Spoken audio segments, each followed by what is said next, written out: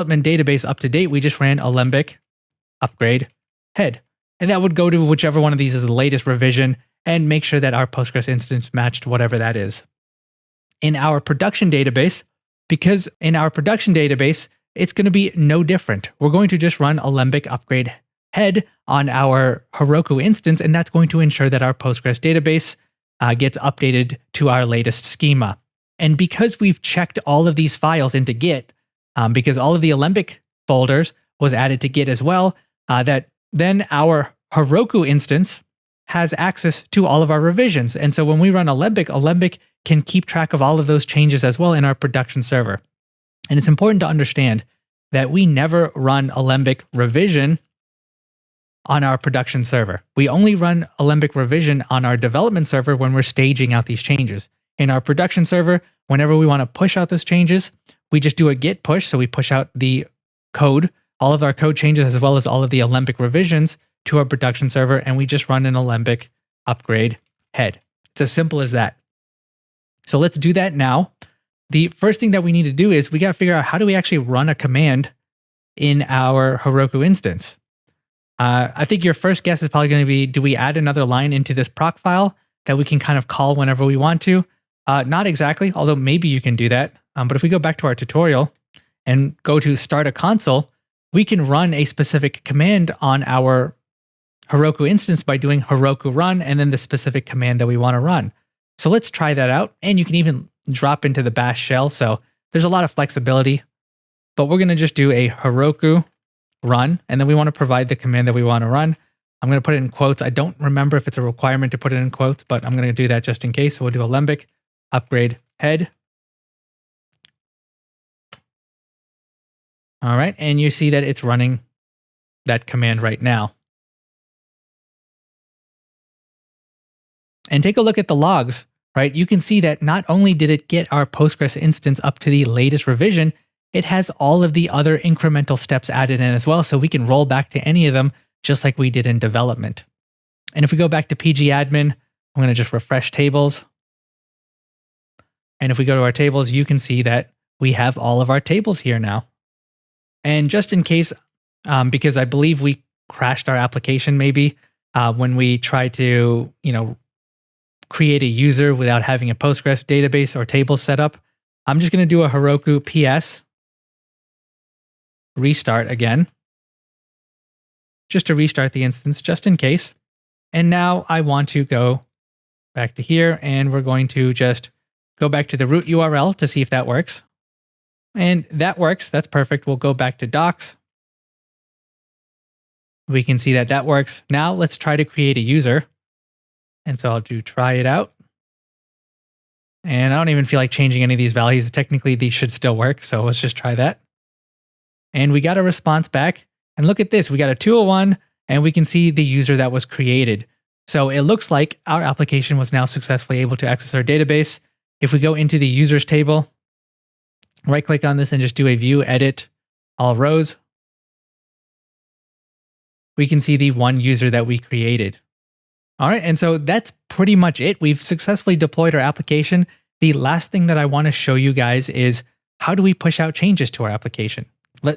So let's say that I go into my app, and right now I go into main.py, and I see that this just says message hello world. And let's say I make some kind of change.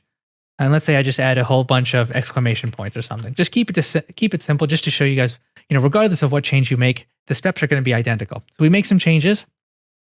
The next thing that we have to do is we actually have to push out those changes. So first of all, you're definitely going to, push out those changes to your GitHub repository. So we'll do git push origin main. So that's going to push it out to GitHub. Well, sorry, I forgot to do a git add -- all. So we actually have to add those changes and then commit those changes. So we'll do git commit. Then we'll do a git push origin main. So that's going to push it out to GitHub. And then finally, to actually push those changes out to our production environment, we'll do a git push Heroku main.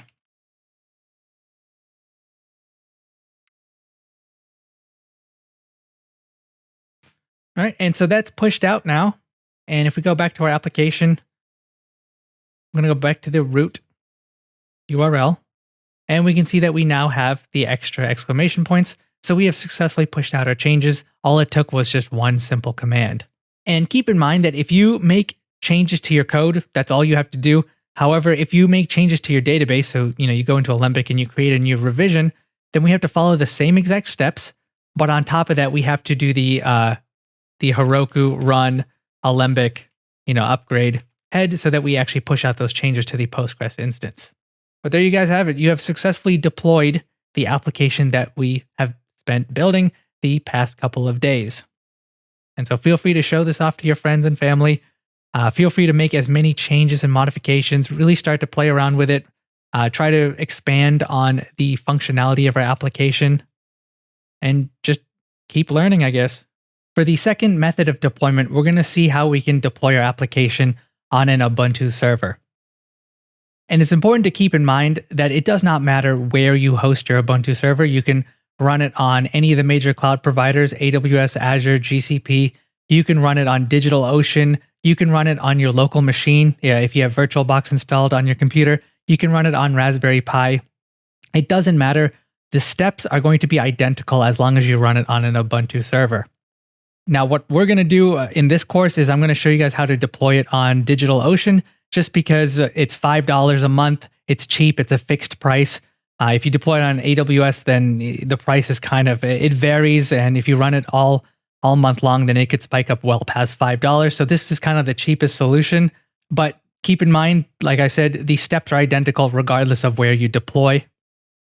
I just want to focus on making sure that you guys understand the steps that needs to take place to actually set up your Ubuntu server to be ready to host your application. And so if you don't have a DigitalOcean account, go ahead and make one. And then once you log in, you'll see this window. And what we want to do is select Get Started with the Droplet. So we'll select that. And what we want to do is we want to select Ubuntu 20.0.4. That's the latest version at the moment. If you're watching this in the future, you could probably grab one of the newer ones. Most of these commands are going to be identical. But if you wanted to make sure that you don't run into any issues, select the same exact version. Then for the CPU options, you want to select regular Intel with SSD. That's going to be the cheapest. And then you want to select the cheapest one right here, which is $5 a month, or 0.007 per hour. What is that? 7/10 of a cent? All right. And then select your data center. So I'm just going to select whatever's closest to me. I'm on the East Coast, so I'm going to select that. And then nothing else for the most part really matters. We can leave everything as default. And then you have two options for authentication. You can use SSH keys if you're familiar with how to work with that. If you're not, then start out with password for now. It's just a little bit simpler. And you'll see that DigitalOcean has some strict requirements for passwords. So you're probably going to have to try this a couple times before you find one that actually matches their criteria. And then here we can just give this a specific host name. I'm just going to call this Ubuntu-Fast API. It's nothing more than really just a tag. And that's all we have to do. We'll select Create Droplet, and DigitalOcean will create our Ubuntu VM.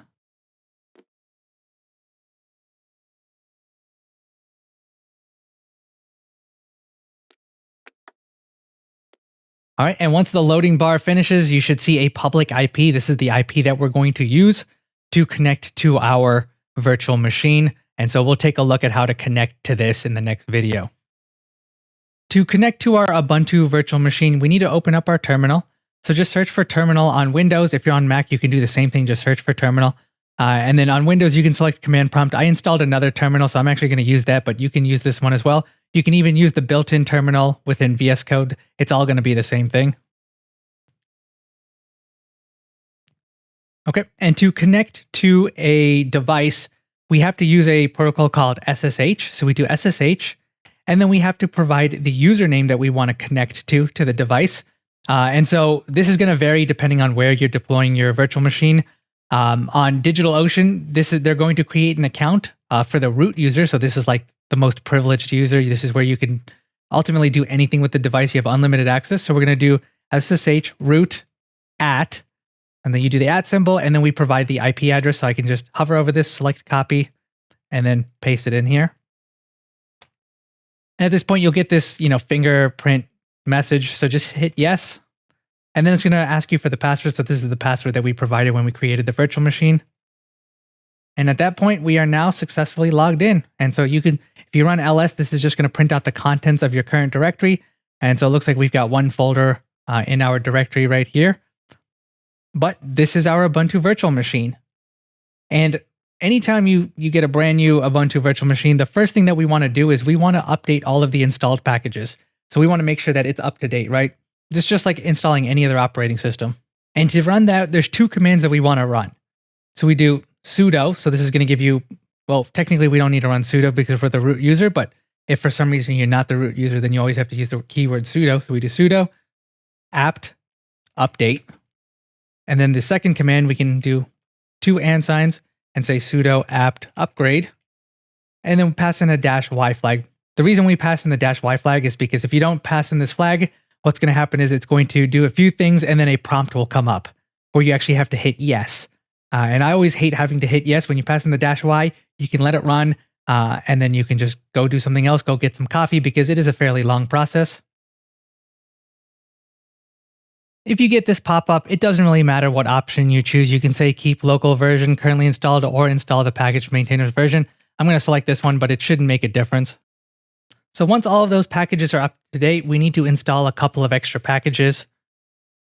And the first thing that we need to do is, well, let's actually check what version of Python we're running on this machine. So if I do Python -- version, all right, so it doesn't look like Python's installed. However, if I do a Python 3 -- version, we could see that we actually do have Python. It's just we have to use Python 3 because a version 3 of Python was installed. And so if you see anything that starts at 3.8.10 or later, you should be good. However, if you want to, you can always do a sudo apt install Python, and then I think you could just do a dash and specify the specific version that you want. But you can figure out how to do that by taking a look at the Python documentation. 3.8.10 or later is more than good enough for us. So we have Python. The next thing that we need to do is we need to install pip. And let's actually double check and make sure that it's not already installed on our machine. So we could just say pip -- version. We could see there's no pip here. However, let's try a pip 3 -- version. And it looks like we don't have pip installed, but it's giving us a little hint on how to install pip. So we can do sudo apt install python 3 - pip. And we'll hit Y for yes. And once that's done, we're going to use pip to actually install virtual NV because we are going to make use of virtual environments on this machine as well. So we'll say sudo pip 3 install virtual NV.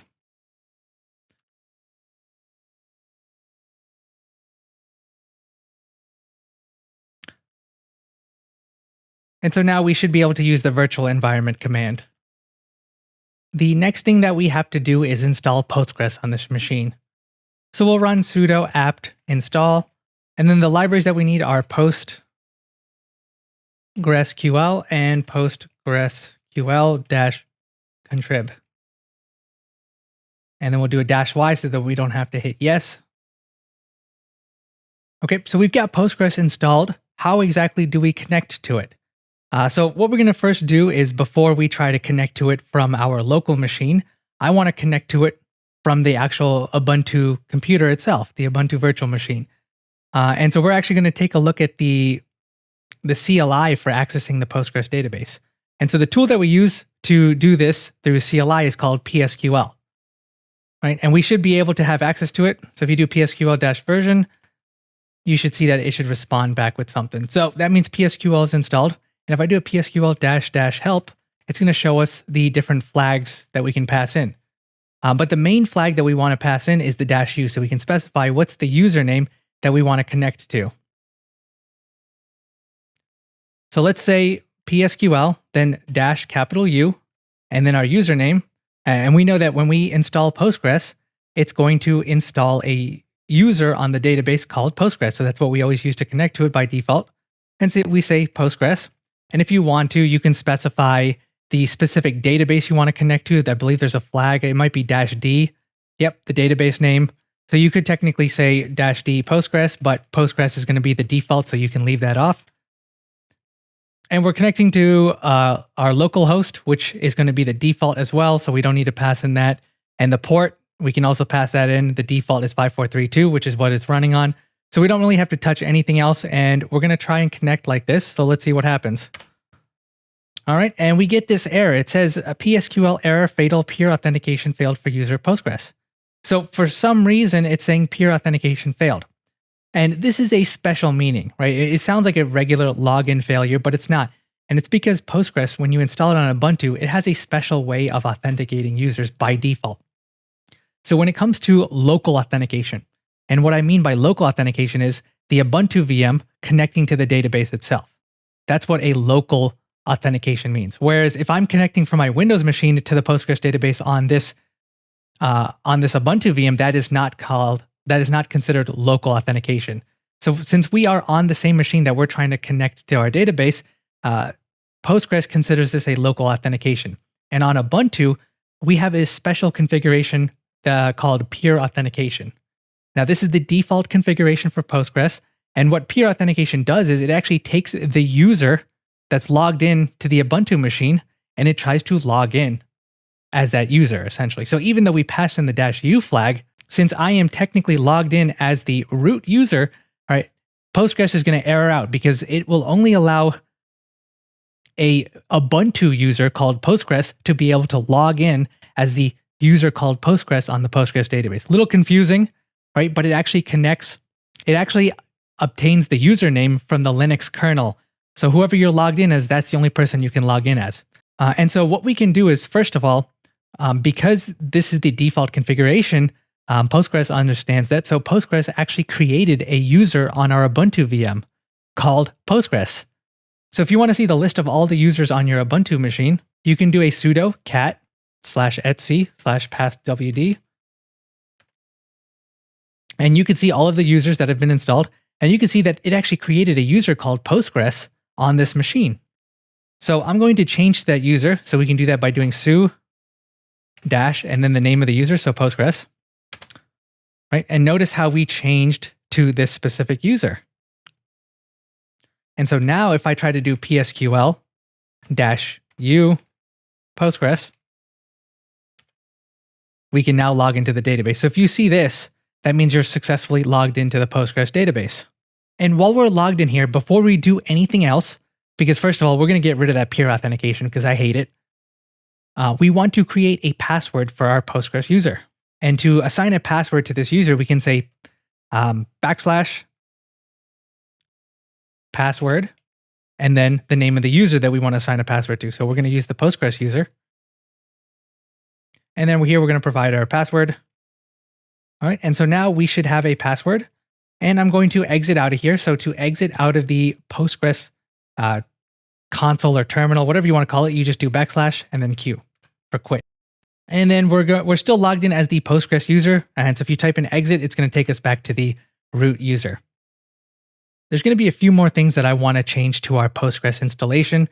And so anytime you want to modify the configs for Postgres, what we want to do is we want to move to a different directory. So the command to move to a different directory is cd.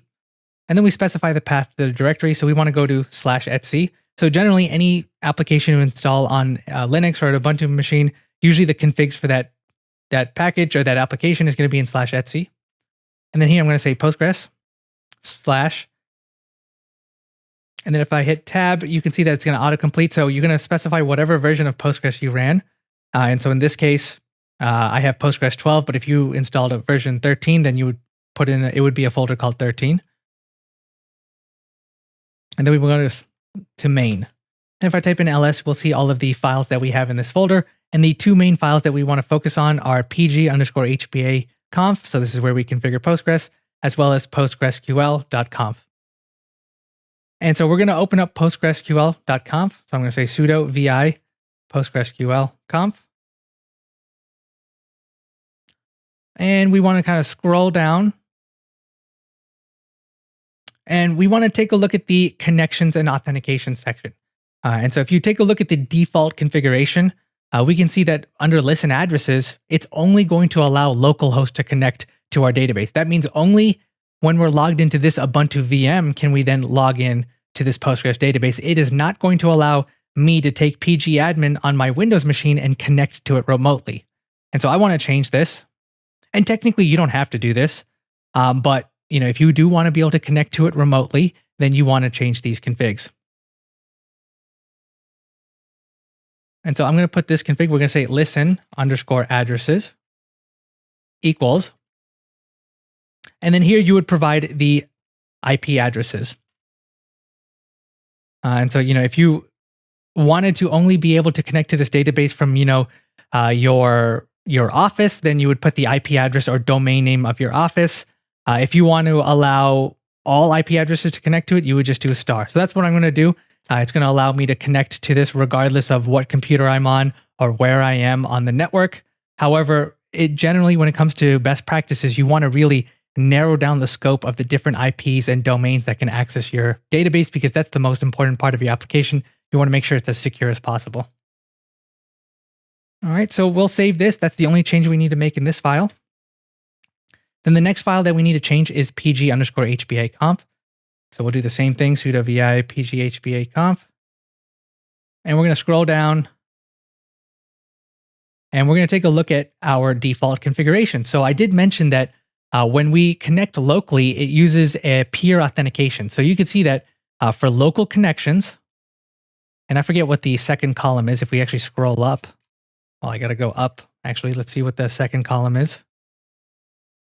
Okay, so this is going to be the format of it. So this is going to specify what type of connection, then what database this connection should be associated with, or this rule should be associated with, what's the user, and then what's the method. Well, we also have address and method if you are connecting remotely.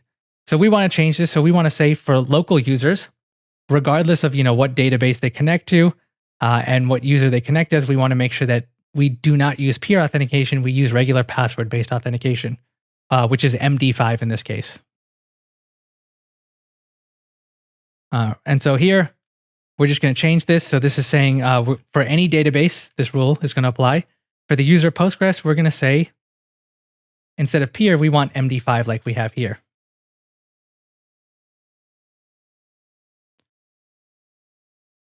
We'll say MD5. And we're going to change this one to MD5 as well. And then lastly, for these two sections right here, these are going to be for remote connection. So if I want to connect from my Windows machine, this is the rule that's going to apply. So this is saying that for hosts, for any database, any user, right now the only IP addresses that can connect to it are going to be 127.0.0.1, which means localhost. So that's effectively blocking all remote connections. So I'm going to go here, and we are going to change this. And I'm going to say 0.0.0/0. So this means any IP address. And then just to keep things nicely formatted, I'm going to move that over there. And then we're going to do the same thing for IPv6, which is what this line is doing.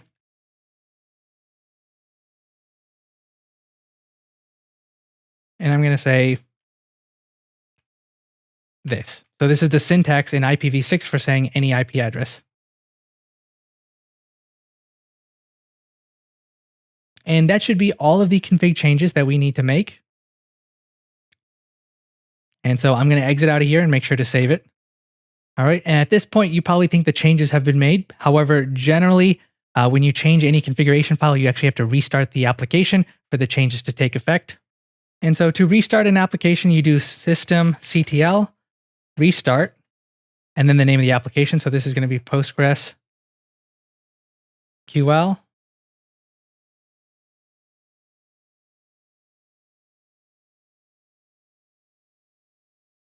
All right. And it should be running at this point. So let's try this out now. Right now, we are still logged in as the root user. So remember, before we actually had to change to the Postgres user on our Ubuntu machine before we can log in as the Postgres user. So now instead, I'm going to do PSQL-U Postgres. And I want to see if I'm able to log in. And so now I actually get a prompt for a password. So it looks like things are working so far. So I'll try my password.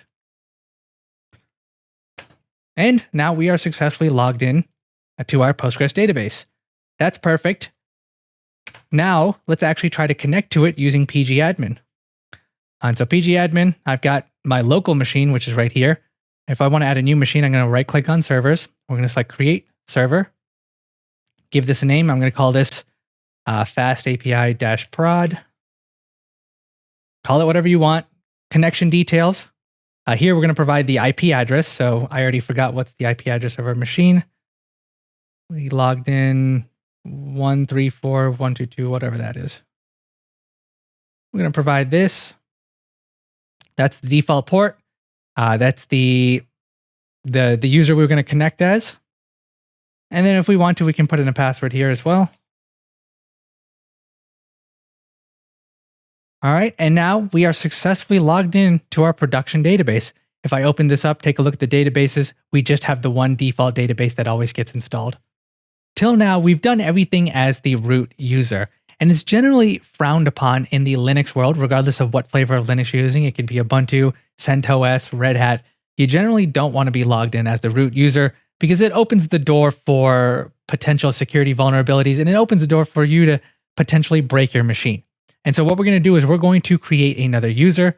This user is going to have root privilege, so he'll still be able to make any of the changes, but it's better than being logged in as the root user. And more importantly, when we actually install our API, our Python application, we're going to have our non-root user be the one responsible for starting it. We don't want the root user to start the application because then we're giving our application root access to our machine, and that is very risky.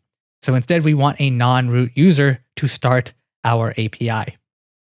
So on Linux, to create a new user, you type in the command usermod.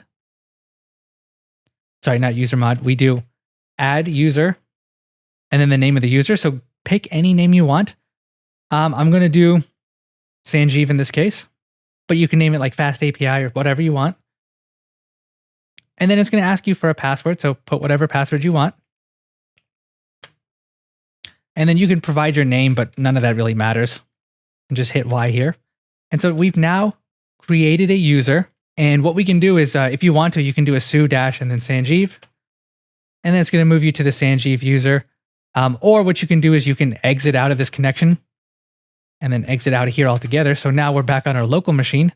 And instead of when you do an SSH root at whatever, you can change this to the new user that you just created. And so that's going to log you in directly as that user.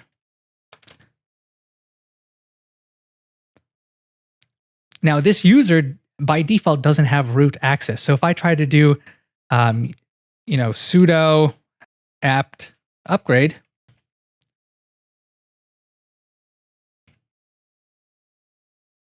right, it's going to ask for sudo password for Sanjeev, and I'll put my password in and take a look at the error that we get. It says Sanjeev is not in the sudoers file. This incident will be reported. So anytime you create a user, you have to give him sudo access or root access so that he can actually perform operations that require root privilege. So we're going to have to exit out of here. Once again, I'm going to log back in as the root user.